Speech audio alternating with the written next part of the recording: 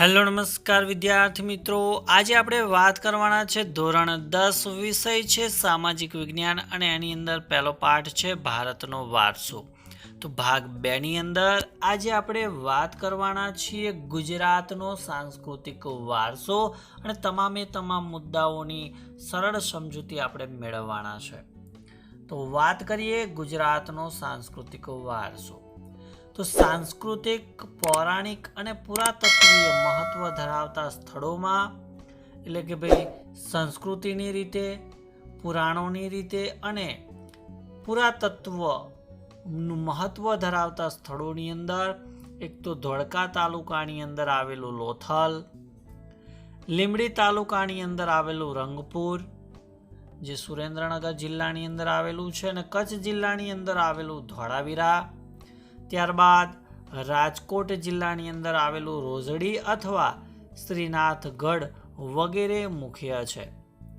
વડનગરનું કીર્તિતોરણ, જૂનાગઢમાં આવેલો સમ્રાટ અશોકનો શિલાલેખ, મોઢેરાનું સૂર્યમંદિર, ચાંપાનેરનો દરવાજો, સિદ્ધપુરનો રુદ્રમહાલય, વિરમગામનું મુનશર તળાવ, અમદાવાદ જામા મસ્જિદ, ઝુલતા મિનારા, સીદી સૈયદની જાળી, હઠીસિંગના દહેરા, પાટણનું સહસ્ત્રલિંગ તળાવ, વડોદરાનો રાજમહેલ, જૂનાગઢનો મોહબ્બત ખાનનો મકબરો, નવસારીની પારસી અગિયારી વગેરે ઐતિહાસિક મહત્વ ધરાવતા જોવાલાયક સ્થળો છે.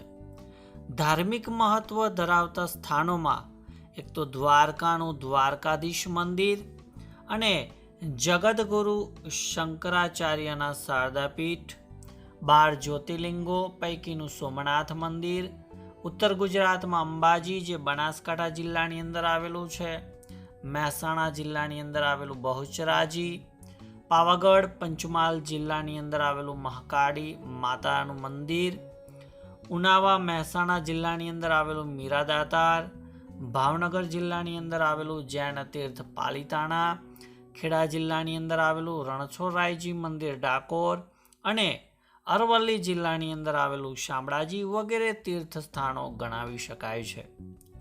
ગુજરાતના જાણીતા ધાર્મિક, સામાજિક અને પ્રવાસનલક્ષી સ્થળોમાં તો વિદ્યાર્થી મિત્રો આ જે સ્થળો અહીંયા જેટલા પણ આપેલા છે તમારે તૈયાર કરી દેવાના છે.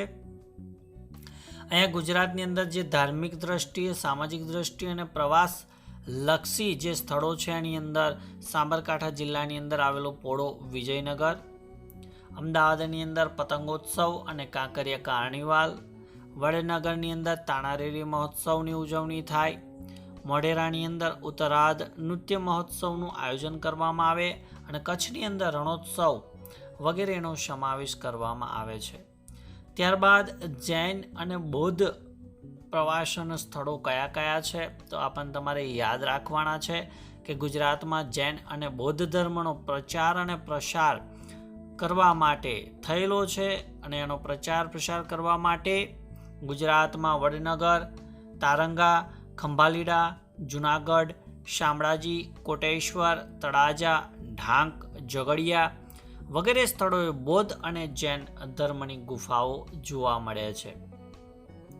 મિત્રો ખૂબ જ અગત્યનો જે પોઈન્ટ છે, ટોપિક છે, મુદ્દો છે કે ભાઈ ગુજરાતના મેળાઓ. તો આ તમારે યાદ કરવાના છે કે ગુજરાતની ભાતીગળ સંસ્કૃતિમાં વિવિધ સ્થળોએ પરંપરાગત રીતે ધાર્મિક, સામાજિક મહત્વ ધરાવતા મેળાઓ યોજાય છે, જેની વિગતો અહીંયા આપણને આપેલી છે. તો અહીંયા મેળાઓના નામ લખેલા છે, મેળા ક્યાં ભરાય છે, સ્થળ આપેલું છે અને મેળો છે એ કઈ તિથિએ ભરાય છે તો એનો પણ ઉલ્લેખ અહીંયા કરવામાં આવેલો છે. તો પહેલો આપણે જોઈએ મોઢેરાનો મેળો. તો એ મહેસાણા જિલ્લાની અંદર મોઢેરાની અંદર ભરાય. કઈ તિથિ તો કે ભાઈ શ્રાવણ વદ અમાસ. બીજો છે બહુચરાજીનો મેળો. તો એ મહેસાણાની અંદર બહુચરાજીમાં ભરાય છે અને ચૈત્ર સુદ પૂનમના રોજ ભરાય છે. ત્રીજો છે શામળાજીનો કાળિયા ઠાકોરજીનો મેળો જે અરવલ્લીની અંદર શામળાજીમાં ભરાય છે અને કારતક સુદ 11 થી પૂનમ સુધી એ ચાલે છે. ત્યારબાદ ભાદરવી પૂનમનો મેળો જે બનાસકાંઠાની અંદર આવેલા અંબાજીની અંદર ભરાય છે અને એ ભાદરવા સુદ પૂનમના રોજ ભરાય છે. ત્યારબાદ ભવનાથનો મેળો જે જુનાગઢ ગિરનારમાં ભરાય છે અને મહાવદ નૂમથી બારસ સુધી એ મેળો ચાલે છે. ત્યારબાદ તરણેતરનો મેળો જે સુરેન્દ્રનગરની અંદર આવેલ તરણેતર નામના સ્થળે ભરાય. ભાદરવા સુદ ચોથથી છઠ સુધી ભરાય છે. ત્યારબાદ ભડિયાદનો મેળો જે અમદાવાદની અંદર આવેલા ભડિયાદ નામના સ્થળે ભરાય અને રજબ માસની તારીખ 9, 10 અને 11ના રોજ એ ભડિયાદનો મેળો ભરાય છે. ત્યારબાદ આગળનો મેળો છે નકળંગનો મેળો. એ ભાવનગરની અંદર આવેલા કોળિયાક સ્થળે ભરાય છે જે ભાદરવા વદ અમાસના રોજ ભરાય. ત્યારબાદ છે માધવપુરનો મેળો જે પોરબંદરમાં આવેલા માધવપુર નામના સ્થળે ભરાય અને ચૈત્ર સુદ નૂમથી 13 સુધી એ ચાલે છે. ત્યારબાદ છે વાઠાનો મેળો જે અમદાવાદની અંદર આવેલા ધોળકા સ્થળે ભરાય છે કારતક સુદ પૂનમના રોજ. ત્યારબાદ મીરાદાતાનો મેળો જે મહેસાણાની અંદર આવેલા ઉનાવા નામના સ્થળમાં ભરાય અને રજબ માસની તારીખ 16 થી 22ના રોજ 16 થી 22 એ સમયગાળાની અંદર આ મીરાદાતાનો મેળો ભરાય છે.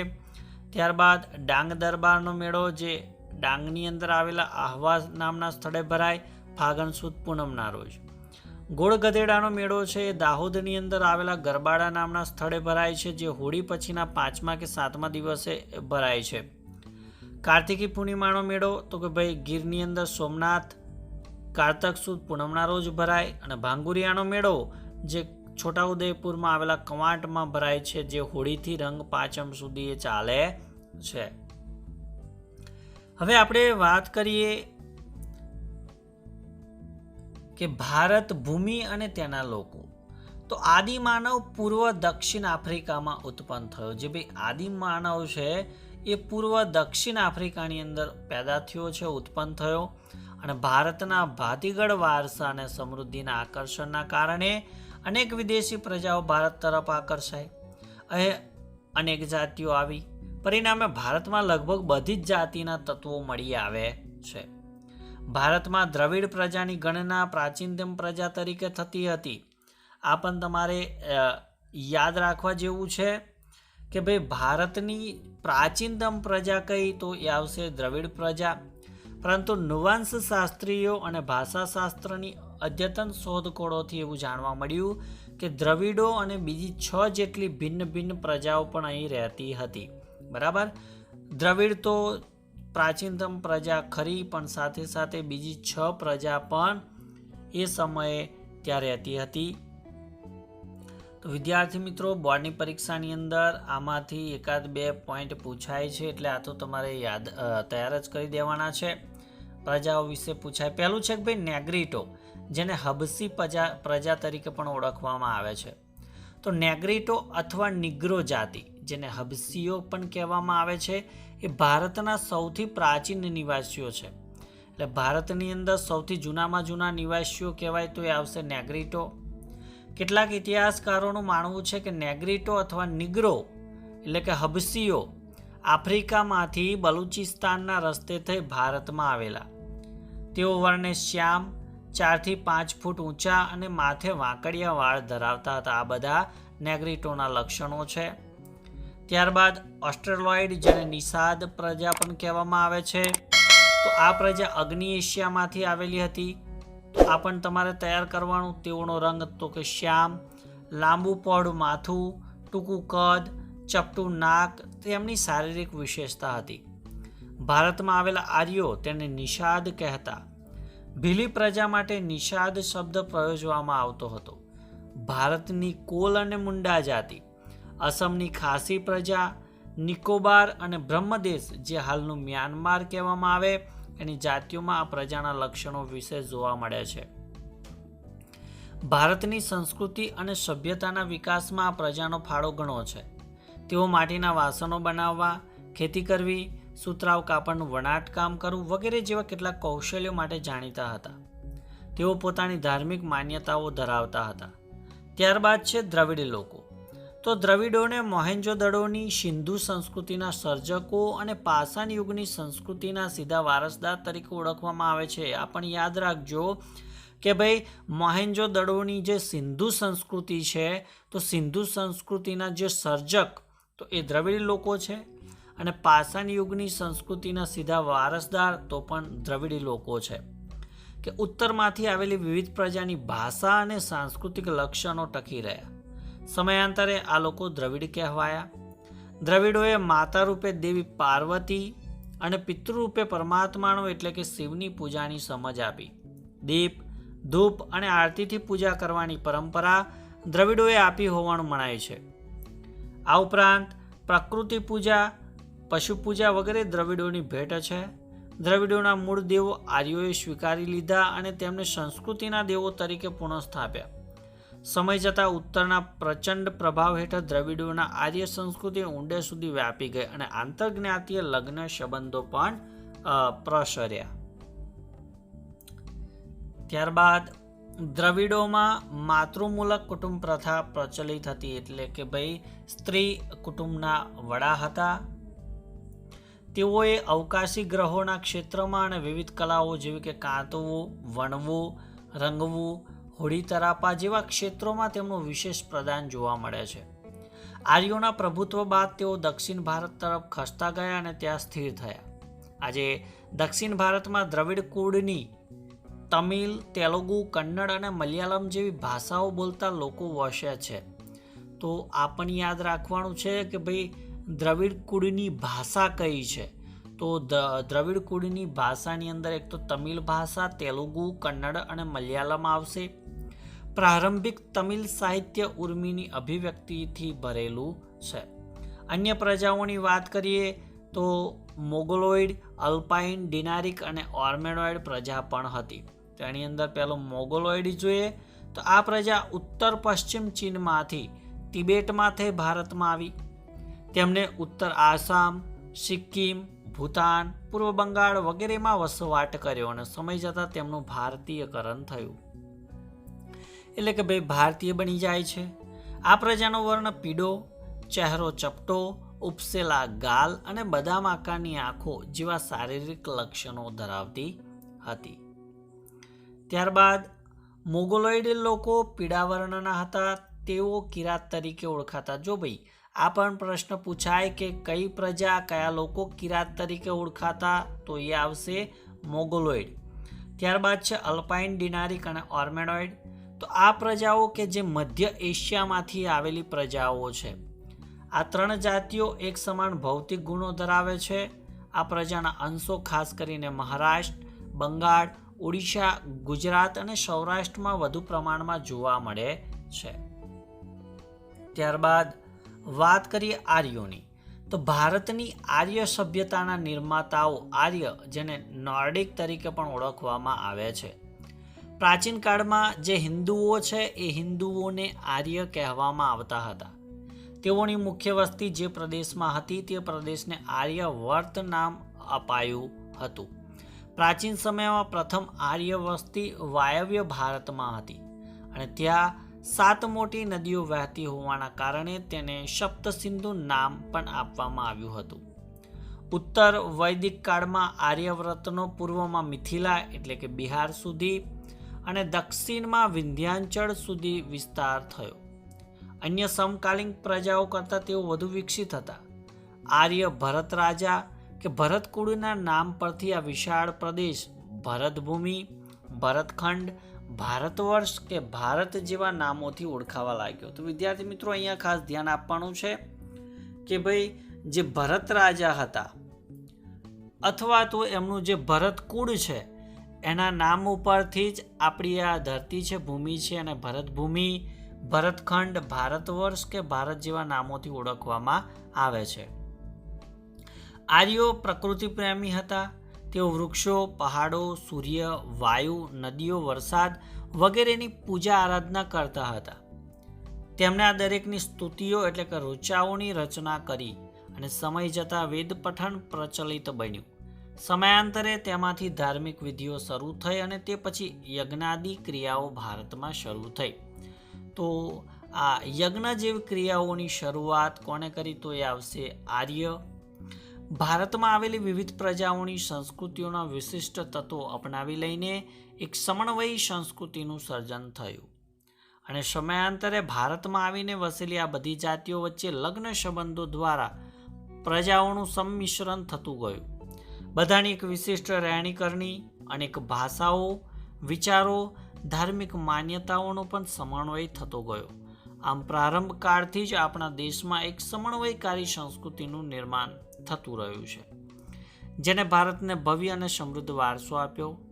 ભારતમાં ભાતીગળ સંસ્કૃતિનો વિકાસ થયો, એટલે કે ભારતની અંદર અલગ અલગ પ્રકારની સંસ્કૃતિનો વિકાસ થાય છે.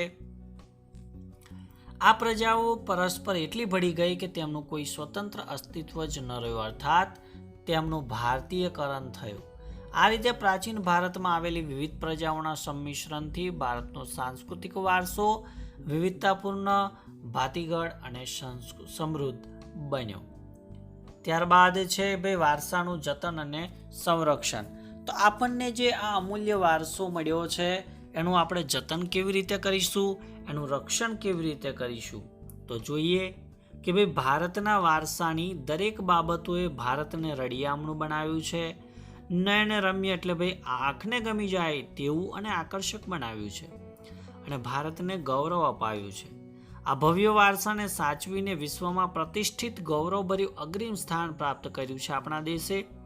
તો આવા અમૂલ્ય વારસાને સાચવવું એ ભારતના પ્રત્યેક નાગરિકની પવિત્ર અને પ્રાથમિક ફરજ છે. આપણે આપણા પ્રાચીન ઐતિહાસિક મૂલ્ય અને મહત્વ ધરાવતા વારસાના સ્થળોને કોઈ નુકસાન ન પહોંચાડે અને તેનું જતન કરે તે માટે બંધારણમાં નાગરિકની મૂળભૂત ફરજો જણાવી છે.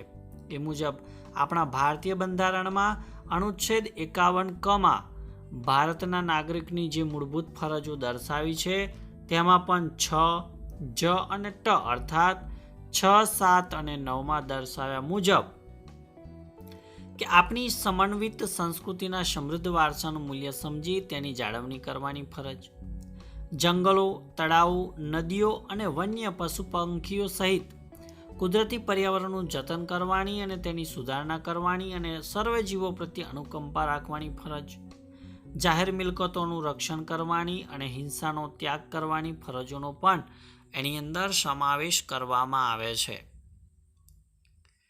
ત્યારબાદ આમ પ્રકૃતિએ જે રમ્ય ભૂમિ દ્રશ્યો ભારતની ભૂમિ પર સર્જેલ છે એની સુંદરતા, પવિત્રતા અને શુદ્ધતાને આપણે સૌ સાથે મળીને એક નૈતિક ફરજ સમજીને જાળવવા જોઈએ. વારસાનું ઘડતર અને ક્રમિક વિકાસ ભારતને મળેલ વિશિષ્ટ પ્રાકૃતિક રચના પર આધારિત છે. પ્રકૃતિ દ્વારા ભારતને અઢળક સમૃદ્ધિ પ્રાપ્ત થઈ છે. આ પ્રાકૃતિક વિશિષ્ટતાઓ ભારતને દરેક ક્ષેત્રમાં વિકાસ માટેની અનમોલ તક પૂરી પાડે છે. ભારતનો વારસો સદીઓથી ભારતના લોકો દ્વારા આર્થિક, રાજકીય, સામાજિક અને સાંસ્કૃતિક ક્ષેત્રે કરેલ વિકાસનું પરિણામ છે. તો વિદ્યાર્થી મિત્રો, આ હતું ધોરણ 10 સામાજિક વિજ્ઞાન વિષયની અંદર પાઠ 1 ભારતનો વારસો અને તેનું સંપૂર્ણ સોલ્યુશન સરળ ભાષાની અંદર તમને સમજાય એ રીતે સમજાવવાનો પ્રયત્ન કર્યો. તો ચોક્કસથી આ વિડીયો તમને ગમ્યો હશે તો વિડીયોને લાઈક કરી દેજો, શેર કરી દેજો અને ચેનલને સબસ્ક્રાઈબ કરી દેજો. Thank you. આભાર.